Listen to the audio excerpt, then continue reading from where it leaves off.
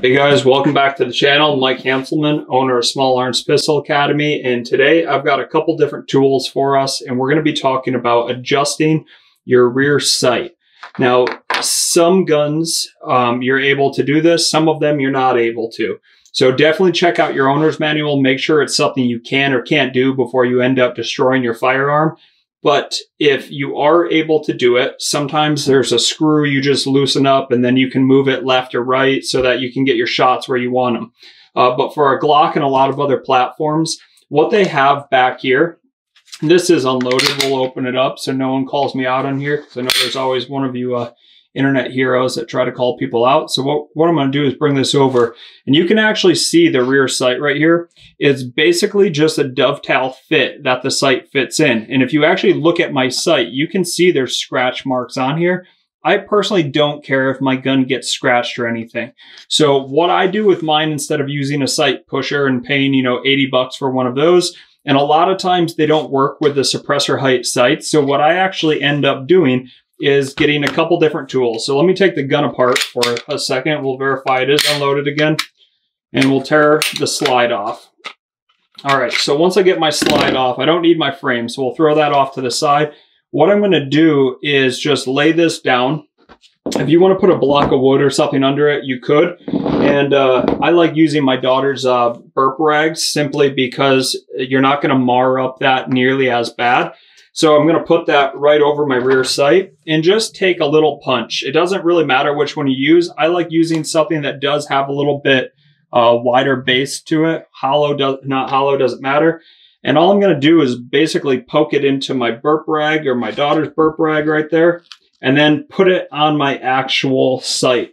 The reason I do that is now I can take my little mallet and I can start drifting my sight to the left or to the right, whatever direction I need to, again, by following the owner's manual, so you can figure out which way it actually needs to move, and then you're good. This sight does fit inside those dovetails pretty tight. So when you go to do this, it's not just going to like fly off your gun. You're going to have to hit it with a little bit of force and then start drifting it.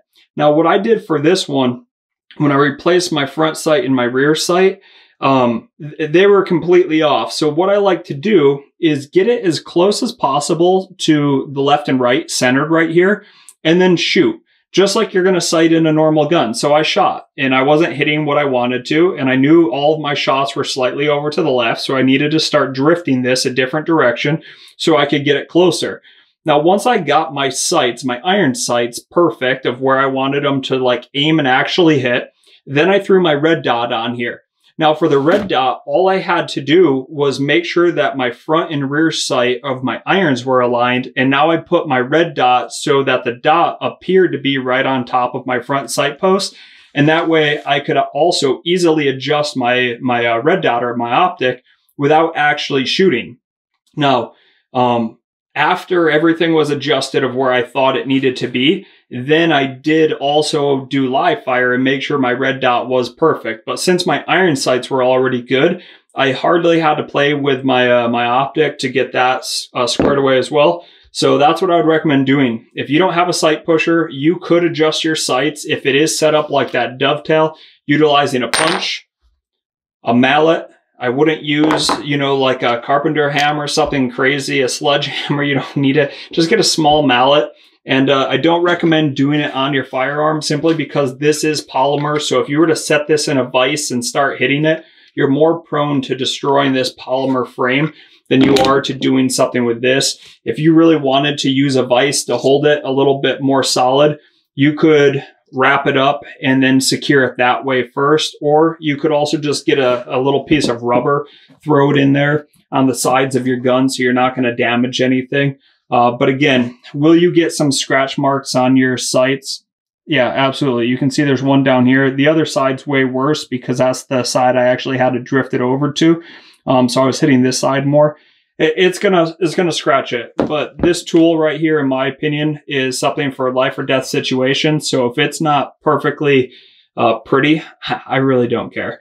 So get out there. Play with your firearms. Make sure it is zeroed in for you. Just because someone else shot it, it doesn't mean it is perfect. So get it perfect for you since it's your gun, and start training. learn how to do this stuff. So if you ever have to do it out in the field on your own, make sure you do have tools. The tool kit that I like using, I'll get the gun out of the way, is I'll just put all this back in here so you can see what it kind of looks like. It's nothing fancy, and I think it costs about 40 to 60 bucks depending where you get it. This is just the Wheeler kit, and it's the Delta series. It's actually for an AR. It works great for Glocks though, as far as the pins that I need. But if you were gonna actually put an AR-15 together, this would be a great thing that you could use as far as getting those roll pins put into place for your lower receiver. But again, it works great for Glocks, so that's why I have it out here with my Glock 19X today. I hope that helps you guys. If you have questions, as always, leave them down in the comment section. I try to answer everybody. Even if you just want to write something funny, that's cool. It helps beat those algorithms, so I appreciate any of the comments, the likes. Turn your alert notification on. Make sure you guys are, do subscribe if you don't. And if you do, I appreciate the support, guys. Take care.